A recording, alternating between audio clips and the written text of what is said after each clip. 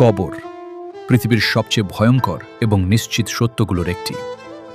এই দুনিয়ায় মানুষ যতই হাসুক, আনন্দ করুক, ভবিষ্যতে স্বপ্ন দেখুক, একদিন তাকে সবকিছু ছেড়ে কবরের অন্ধকারে চলে যেতে হবে। কেউ তার অর্থ সম্পদ সঙ্গে নিতে পারবে না, কেউ তার ক্ষমতা বা পরিচিত মানুষকে সাথে নিতে পারবে না। সাথে যাবে শুধু তার আমল। আজ মানুষ দুনিয়ার জীবন নিয়ে খুব ব্যস্ত।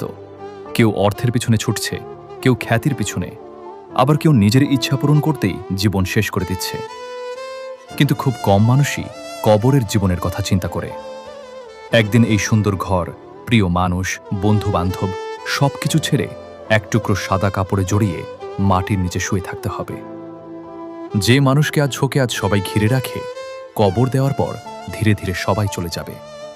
থেকে যাবে শুধু মানুষটির আমল। কবর এমন একটি জায়গা যেখানে কোনো অভিনয় চলবে না, সেখানে টাকা কাজে আসবে না, সোশ্যাল মিডিয়ার পরিচিতি কাজে আসবে না।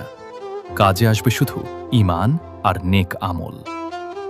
রাসূলুল্লাহ সাল্লাল্লাহু আলাইহি ওয়াসাল্লাম কবরকে আখিরাতের প্রথম ধাপ বলেছেন। যদি কবরের জীবন সহজ হয়, তাহলে পরবর্তী ধাপগুলোও সহজ হবে। আর যদি কবর কঠিন হয়, তাহলে সামনে আরও ভয়াবহ অবস্থা অপেক্ষা করবে। আজ আমরা গুনাহকে খুব হালকা মনে করি, নামাজ ছেড়ে দেই, মানুষকে কষ্ট দেই, গীবত করি, হারাম কাজে জড়িয়ে পড়ি। কিন্তু আমরা ভুলে যাই, কবরের প্রতিটি মুহূর্তের জবাব দিতে হবে। যখন মানুষ কবরে শুয়ে থাকবে, তখন তার আমলই হবে তার সঙ্গী। নামাজ তাকে সাহায্য করবে, কুরআন তাকে আলো দেবে, আর নেক আমল তাকে শান্তি দেবে। তাই এখনো সময় আছে নিজেকে বদলানোর।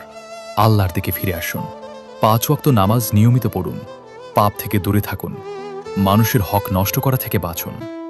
কারণ মৃত্যু হঠাৎ চলে আসে, আর কবরের জীবন শুরু হয়ে যায়। মনে রাখুন, কবর হয় জান্নাতের একটি বাগান, নয়তো জাহান্নামের একটি গর্ত। আজ আমরা যেমন জীবন কাটাবো, কবরও তেমনই হবে।